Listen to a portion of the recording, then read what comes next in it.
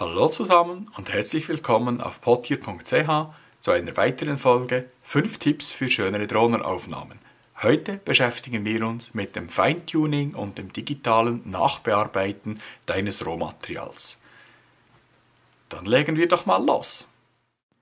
Hast du die bisherigen Folgen verpasst? Dann klicke doch hier oben rechts auf den Link für den Start mit Teil 1, damit dir nichts entgeht.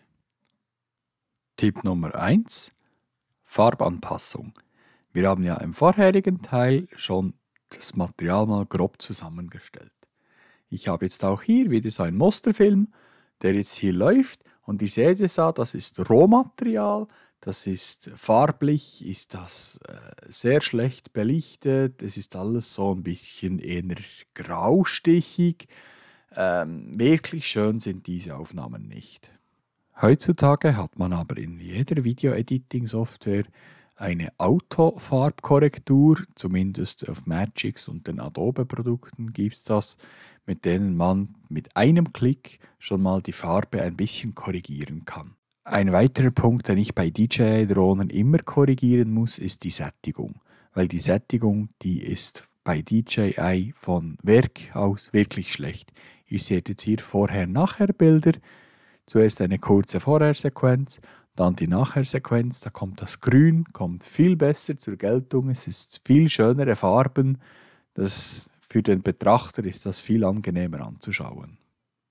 Einigen von euch wird das bekannt vorkommen, weil ich das immer wieder bei Drohnenvideos auf YouTube bemängle. Tipp Nummer 3: Die Helligkeitskorrektur bei euren Aufnahmen. Es gibt einfach immer wieder Situationen, in denen Aufnahmen völlig über- oder unterbelichtet sind. Ihr seht es hier jetzt nur in klein, aber anschließend dann auch noch in groß. Eine Aufnahme, bei der ich selbst schuld bin. Ich habe schlicht und einfach die Einstellungen falsch gesetzt. Alle Bilder waren komplett überbelichtet. Wie ihr aber seht, kann allein durch Regeln der Helligkeit und des Kontrastes das Bildmaterial nicht gerettet werden. Hier hilft uns die Gamma-Korrektur.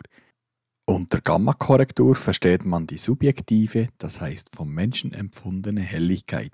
Sie unterscheidet sich von der objektiven Helligkeit dadurch, dass dabei das Verhältnis von hellen und dunklen Bildbereichen geändert wird.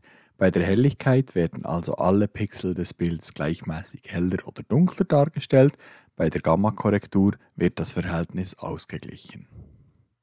Wie ihr aber hier auch gut sehen könnt, Wunder erwarten könnt ihr auch von der Gamma-Korrektur nicht. Magix kann jetzt das, wie das bei anderen Softwares ist, weiß ich nicht, aber die Aufnahmen bleiben überbelichtet. Man kann es ein bisschen korrigieren, aber zaubern kann die Software nicht.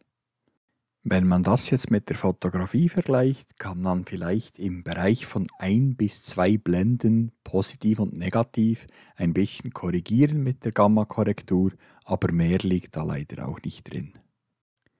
Tipp Nummer 4: Zoom, Fokus, Zoomfahrt. Wie ich euch bereits im dritten Teil versprochen habe, zeige ich euch hier, wie man das am Beispiel von Magix macht. Die erste Sequenz mit dem Bach, die zweite mit dem Hubschrauber hier und die dritte dann wieder mit dem Bachverlauf, dem die Kamera zu folgen scheint.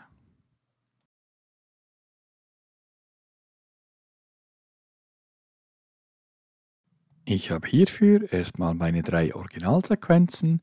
Ich kopiere mir die da mal, damit ich euch das vorher-nachher zeigen kann und füge die dann einfach mal oben in den Zeitstrang ein. Bei der ersten Sequenz machen wir einfach einen Zoom. Wir vergrößern einen Teil des Bildes mit 50% und schon liegt der Ausschnitt des Bildes völlig anders als in der Ursprungsaufnahme. Hier bei der Sequenz Nummer 2 seht ihr jetzt hier das originale Rohmaterial und der Hubschrauber ist nur oben links in der Ecke ganz klein zu sehen. Wir haben so hochauflösende Kameras mit 4K, ich zoome jetzt hier 200% und schiebe einfach das Bild an die linke obere Ecke, und wenn ich das jetzt noch einmal laufen lasse, dann fliegt der Helikopter plus minus durchs Bild. Und beim dritten Teil, Da machen wir jetzt eine Kamerazoomfahrt. Wir gehen hier auf Kamerazoomfahrt, sagen, wir wollen zum Bereich hinfahren, definieren die Rahmengröße und den Rest macht das Programm automatisch. Es sieht jetzt so aus, als würde die Kamera dem Bachverlauf folgen. Nun seht ihr die bearbeiteten Sequenzen nochmal im Vollbild. Ihr seht auch hier mit der Nachbearbeitung heutzutage, es sind fast keine Grenzen gesetzt. Man kann zuschneiden, zoomen, nachträglich bewegen. Es ist fast alles möglich.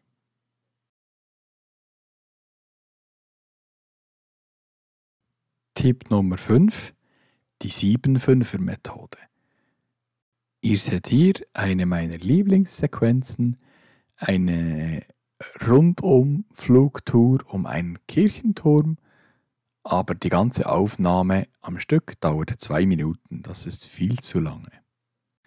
Wie das aber nun effizient kürzen? Ich brauche dafür nicht die Effekte, die ihr oben seht, sondern ich brauche viele verschiedene Videospuren, weil ich will mir ja jetzt die Bearbeitung möglichst einfach machen.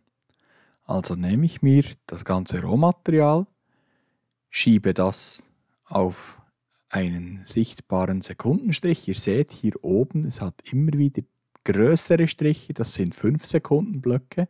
Jetzt zähle ich hier 7 Sekunden ab, mache da einen Cut.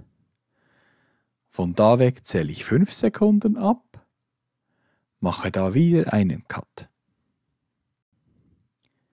Jetzt kann ich das nachfolgende Material einfach nehmen und darunter ziehen und immer wieder am Ende schneiden.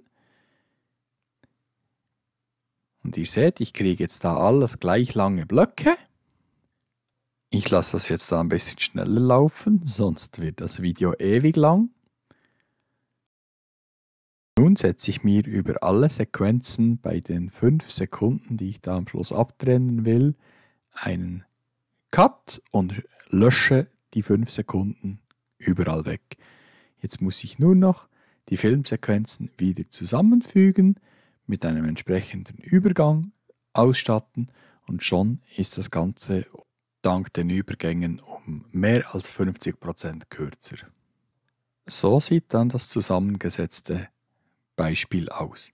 Was ich zusätzlich bei meiner 7-5er-Methode noch mache, ihr seht jetzt das hier gerade, ich zoome jedes zweite Bild unterschiedlich. Also das erste ist 100%, das zweite zum Beispiel 150%, das dritte wieder 100%, das vierte 170%, dann wieder 100%, dann vielleicht mal 120%. Das bringt auch ein bisschen mehr Action rein, das fesselt den Betrachter ein bisschen mehr, als wenn wir da jetzt einfach immer nur auf die gleiche Distanz um den Kirchturm rumfliegen. Und auch so mit dem Zoom geht es wieder auch nach dem Motto aus Teil 3, geht näher ran, weil das ist einfach prickelnder.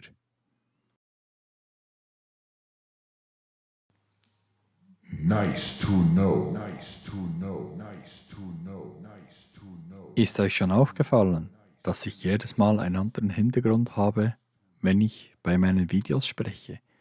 Auch das, es ist alles nur Fake. Schaut mal das Datum. Auf dem Bild steht der 7. April. Heute haben wir aber den 19. April. Die Technologie dahinter heißt Chroma Key und basiert auf dem sogenannten Greenscreen. Dazu nehmt ihr einfach ein grünes Tuch, leuchtet euch aber von links und rechts sauber aus und den Rest machen wir jetzt mit der Software. Ich muss jetzt hier als erstes die Spur 1 freimachen für den Chroma Key Hintergrund und kopiere mir jetzt das Bild, das ich mit einem Mobile Phone gemacht habe, da einfach mal rein.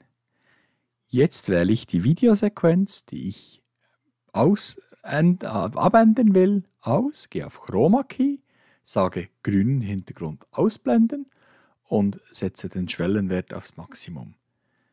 Und nun seht ihr, nun spreche ich vor meinem Pult-Hintergrund, wie ihr es am Anfang gesehen habt. Der eine oder andere wird nun merken, dass man den digitalen Medien heutzutage weder den Fotos noch den Videos noch irgendwelchen Tonaufnahmen grundsätzlich trauen darf. Das ist alles nachbearbeitet, das kann alles editiert werden, wie man will. Damit sind wir am Ende des 5. Teils angelangt. Falls dir das Video gefallen hat, dann lass doch ein Like da, einen Kommentar und wenn du keine Folge verpassen möchtest, dann abonnier doch den Kanal mit Glocke. Danke dir!